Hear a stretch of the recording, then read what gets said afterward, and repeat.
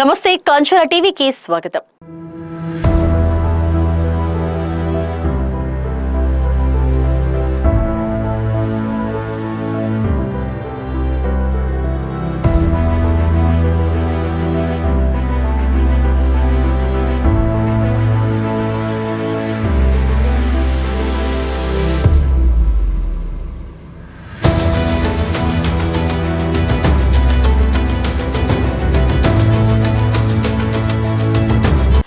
ప్రపంచంలోని ప్రతి భారతీయుడి గుండెల్లో గర్వాన్ని నింపే రోజే స్వాతంత్రం వచ్చిన రోజు. జెండా ఎగరడం గర్వం కాదు, దాని వెనుక ఉన్న త్యాగాలను గుర్తించడం నిజమైన గౌరవం. భారతదేశం అంటే కేవలం భూమి కాదు, అది కోట్ల గుండెల్లో ఉన్న భావం. భారతదేశ చరిత్రలో ఎంతో ప్రత్యేకమైన రోజు అదే ఆగస్టు 15 స్వాతంత్ర దినోత్సవం. ఎందరో స్వాతంత్ర సమరయోధుల త్యాగాల ఫలితంగా ఈనాడు మనం స్వేచ్ఛను అనుభవిస్తున్నాం. స్వాతంత్ర దినోత్సవాన్ని పురస్కరించుకుని సమరయోధులను స్మరించుకుంటూ వారి గురించి మరిన్ని వివరాలను తెలుసుకుందాం. 1947 ఆగస్టు 15న భారతదేశం దాదాపు 2 శతాబ్దాల బ్రిటిష్ పాలన నుంచి స్వాతంత్రం పొందింది. ఎన్నో సంవత్సరాల పోరాటం, వేలాది మంది స్వాతంత్ర సమరయోధుల త్యాగాలు, జైలు జీవితాలు, ఉద్యమాలు, ప్రాణ త్యాగాల ఫలితంగా మన దేశానికి స్వేచ్ఛ లభించింది. ఈస్ట్ ఇండియా కంపెనీ వ్యాపారం పేరుతో భారతదేశానికి వచ్చింది. క్రమంగా భారతదేశంలోని అనేక ప్రాంతాలపై తమ ఆధిపత్యాన్ని పెంచుకుంది. చివరకు బ్రిటిష్ ప్రభుత్వం నేరుగా భారతదేశాన్ని పాలించడం ప్రారంభించింది. బ్రిటిష్ పాలనలో భారతీయులు అనేక ఇబ్బందులు ఎదుర్కొన్నారు. అధిక పన్నులు, ఆర్థిక దోపిడీ, వివక్ష, స్వేచ్ఛపై ఆంక్షలు ప్రజల్లో అసంతృప్తిని పెంచాయి.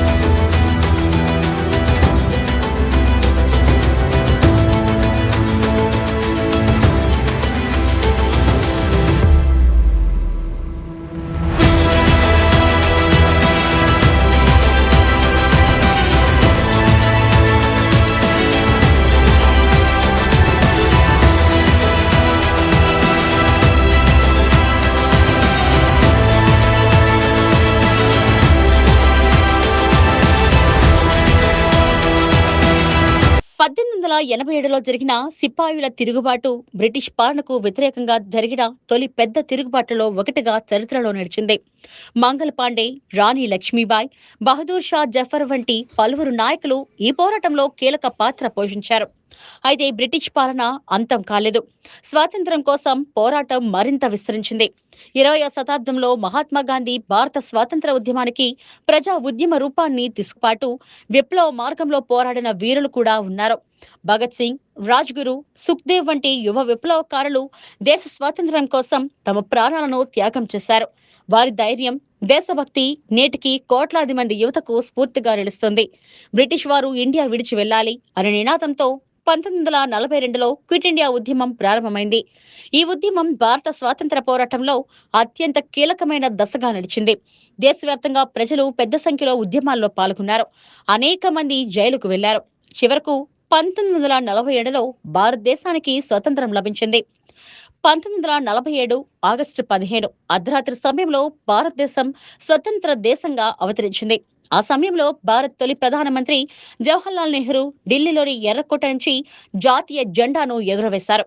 ఆయన ప్రసంగం భారత చరిత్రలో చిరస్మరణీయంగా నిలిచింది. అప్పటి నుంచి ప్రతి సంవత్సరం ఆగస్టు 15న దేశవ్యాప్తంగా స్వాతంత్ర దినోత్సవాన్ని ఘనంగా జరుపుకుంటున్నాం. ప్రతి సంవత్సరం ఢిల్లీలోని ఎర్రకోట వద్ద ప్రధాని మంత్రి జాతీయ జెండాను ఎగురవేస్తారు. అనంతరం దేశ ప్రజలను ఉద్దేశించి ప్రసంగిస్తారు.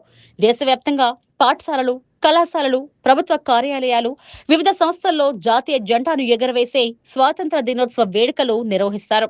విద్యార్థులు దేశభక్తి గీతాలు, సాంస్కృతిక కార్యక్రమాలు, ప్రసంగాలు, వ్యాసరచన పోటీల్లో పాల్గొంటారు. స్వాతంత్రం అంటే కేవలం బ్రిటిష్ పాలన నుంచి విముక్తి మాత్రమే కాదు, మన దేశాన్ని అభివృద్ధి చేయడం, రాజ్యాంగాన్ని గౌరవించడం, ఇతరుల హక్కులను గౌరవించడం, దేశ ఐక్యతను కాపాడడం ప్రతి పౌరుడి బాధ్యత. స్వాతంత్ర సమరయోధులు కలలు కన్న భారతదేశాన్ని నిర్మించడానికి ప్రతి ఒక్కరూ తమ వంతు కృషి చేయాలి. ఎంతో మంది త్యాగాల ఫలితంగా మనకు ఈ స్వాతంత్రం లభించింది. వారి త్యాగాలను ఎప్పటికీ మర్చిపోకుండా దేశ ఐక్యతను కాపాడుతూ భారతదేశ అభివృద్ధికి మనవంతు కృషి చేద్దాం. జై హింద్, వందే మాతరం.